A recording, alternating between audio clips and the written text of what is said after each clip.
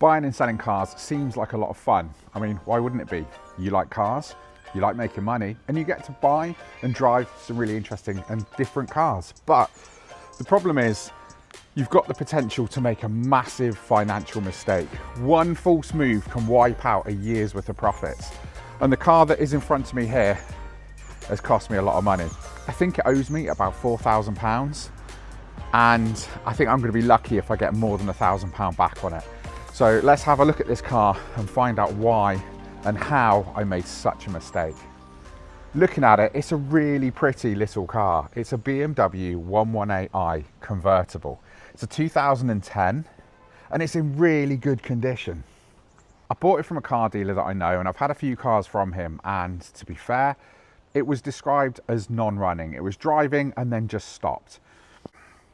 He told me it was going to be something pretty straightforward and shouldn't cost a huge amount to get back on the road. And 3 years ago, for £2,000, this was a bargain, or it would have been if it was a simple fix. The problem is, when you're buying and selling cars, there are no friends. Someone is trying to make money and someone is trying to pay as little money as possible. And it's really important that you remember that. Now, I should have known better, because when I bought it from him, he told me even if it needs a new engine, he could get me one for £700. Now, alarm bells should have been ringing, but it was a really good looking car. The sun was out and the roof came down. And yeah, guys, I kind of got suckered in on it. So I ended up buying the car. I had the car delivered straight to a friend's workshop because he said he was going to do the work for me. And it actually was going to be a pretty good deal. It turned out by the time he got it on the ramp, the engine had completely seized. So what had happened is the oil pump had seized and it had just lunched the whole engine. So yeah, so that wasn't a good place to be. But still, we thought, okay, it's not the end of the world. Let's get the engine stripped out and let's call him back and get this £700 engine that he talked about. Well, surprise, surprise, that £700 engine just wasn't available. Yeah, unfortunately, the guy had just sold it and he didn't know if he could get another one. So again, guys, I got done up like a kipper. But in all fairness, it was my own fault for not checking. Now, financially, I wasn't in the best place at that point. I'd spent £2,000 on a car. I paid my mate a few quid to have a look at it, and things at work weren't going so great. So the car just sat and waited for a bit. And waited and waited. Now, of course, the value of these things was still pretty high because we were still paying sort of pandemic prices. So the value was overinflated, but nevertheless, time was not on my side. By the time I got the money together for the engine, we got the car back to my friend's workshop and work began taking the engine out. So the old engine came out and the new one went in. Pretty straightforward, but it didn't fire up, and that was a problem. So the car sat for a bit, and because my friend was doing it on his lunch break at work, well, you can imagine how that went down. Day after day, just nothing got done. And so after a while, his boss asked him what this car with no front end on is doing in the car park at work, and it needed to go. So it came back up the barn, and that's where it sat probably for another year, because at the time I just didn't have the money to take it somewhere else to get it done. I didn't know why it wasn't running. It was something electrical and it was way beyond my knowledge. Give me a carburetor on a Mark II Golf, not a problem. But the electrics on a 2010 BMW, I'm way out my depth. So I took it to my friend Roger. Now Roger actually knew what he was doing. Took it apart and it turned out there was a bunch of fuses that had blown inside.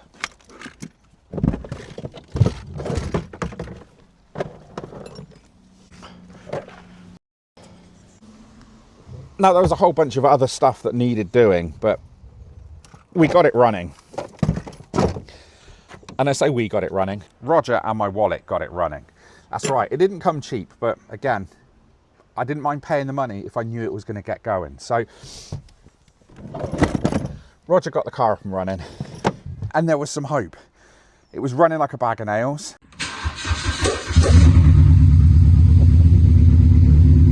But do you know what? It was running. The first time in nearly 3 years that I'd seen this thing start and run was amazing. But there were still problems. It turns out this engine just was not a happy engine. Far from it. there were all sorts of rusty and crusty sensors that needed replacing. It needed a fuel pressure sensor and a temperature sensor. And with those on, it actually started and it ran really well.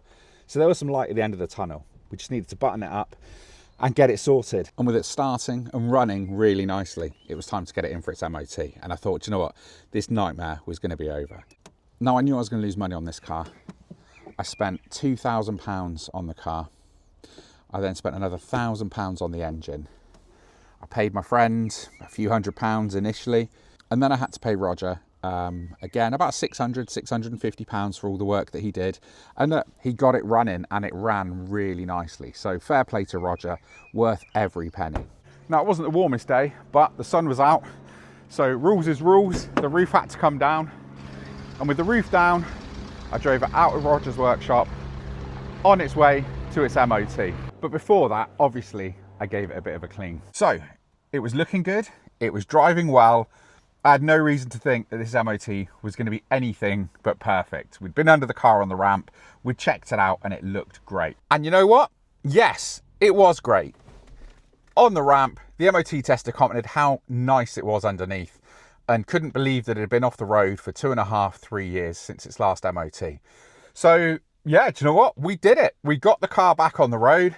Now, retail-wise on one of these, it's not a huge amount of money, but still, something was better than nothing. I thought I could probably put this up with the sun shining, start of the summer, for about, let's say 2,995. So we've kind of basically got the money back for the car and the engine, and maybe I'm sort of £1,000 out of pocket after labour and sensors and everything else.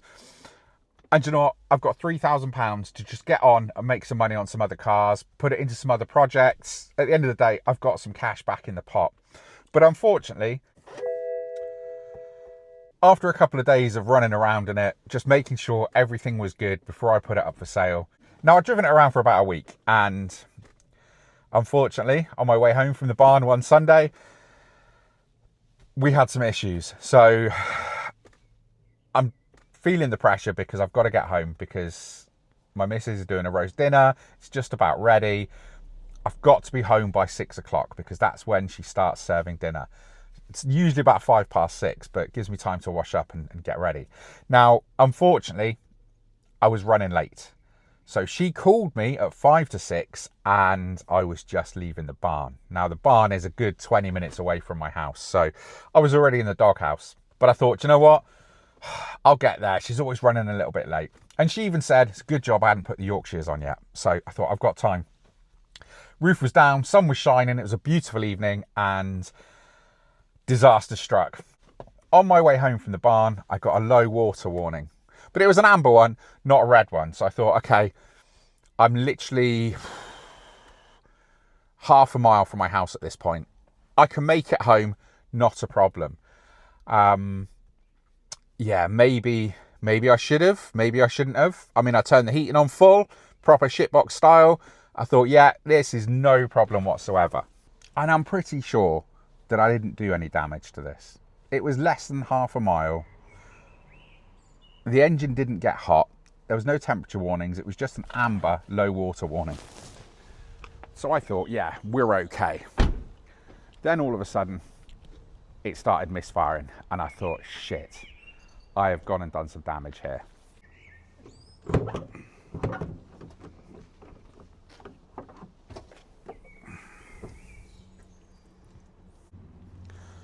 So I pulled up, I popped the bonnet. There was smoke pouring out and I thought, oh God, what have I done? This is going to be expensive. And it turned out that this top hose had come off. And it didn't really want to sit tight on there. But I thought, am I going to be okay with this? And something as simple as a top hose coming off has cost me an absolute fortune. Yeah, I mean, this thing sounds like a bag of nails.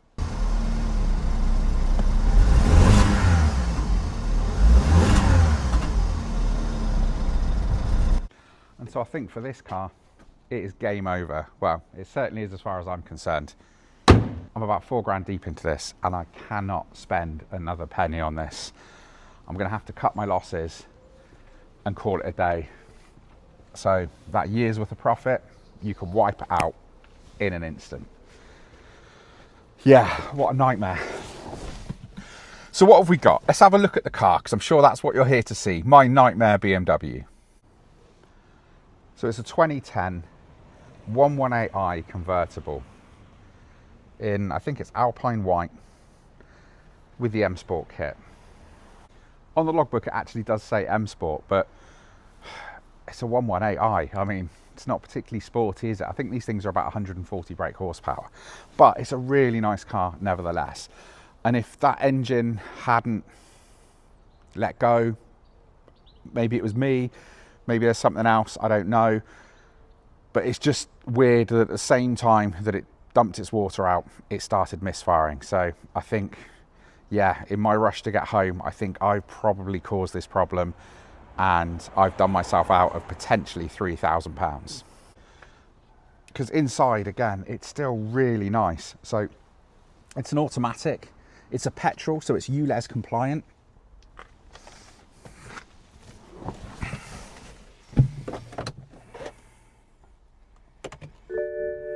It's got 109,436 miles. It's kind of pretty standard inside. It's got the half leather interior, tiny little seats in the back. It passed its MOT about a week ago. Yeah, I'm gutted, absolutely devastated that just, yeah, again, I'm kicking myself because, why didn't I just stop? Why did I think I could make it half a mile? Yeah. Oh, guys, what happened? Why am I such an idiot? Oh, why didn't I just pull over? I didn't know it was that bad, I guess, but oh man, what a nightmare. So what am I going to do? I mean, there's no point in crying over spilt milk, is there? Even though I want to have a little cry. So I got two options really. One, I could try and break the car and make some money back. Now, looking at it, these wheels have got nearly new tyres on. I mean, what, 250, 300 pounds? The M Sport bumpers, again, online, you're looking around about